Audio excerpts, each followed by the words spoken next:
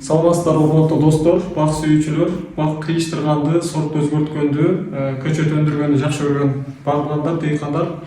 Мен азыр эле мына Турциядан заказдарым келди. Булардын баардыгы өзүм заказ бердим. Пленкалар, жаңа кыйыштыра турган бычак, анан калемче менен кыйыштыруучу эки түрдүү бычак. Бул жабылбай турган, бул жабыла турган варианты. Өзүм деле жаңы эле көрүп атам. Анан бул болсо бүчүр менен кыйыштыруучу, бүчүр аркылуу Т бүчүр менен көбөйтүүчү бир бычактын түрү.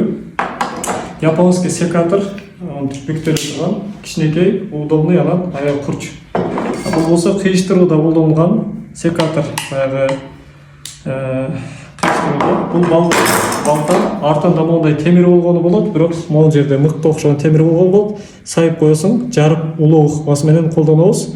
Андайын таппай, ушунусун болсо да калып турдум.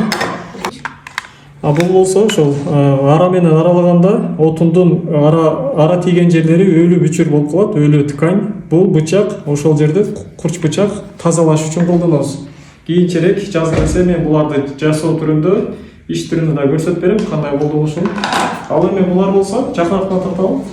Булар болсо клиенттерим алган заказ. Ушундай эле бычактын түрлөрү. Бул башка бир клиент, булардын баары башка бир клиентке.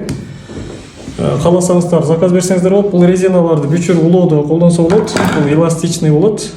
Бүчүрлөрдү мынтип аба өткөрбөй жакшы көчөт чыгарууда колдонулат. Булар деле ошол кыйыштырууда аба өткөрбөчү жабдыктардын ар кандай эмеси, калыңдыктагысы. Бул бычактын курчтугун көрсөтүп берүүгө аракет кылалы. Мисалы карасаңыздар, төрт барагына кесип, канчалык кескен, канчалык курч экенин көрүүгө болот да. Ал эми могул жерде да бүктөлгөн да бир бычагыбыз бар. Бул дагы бүчүр калемче менен кыйыштырууга колдонушкан. Караңыздар, аябагандай кескен, лезводай.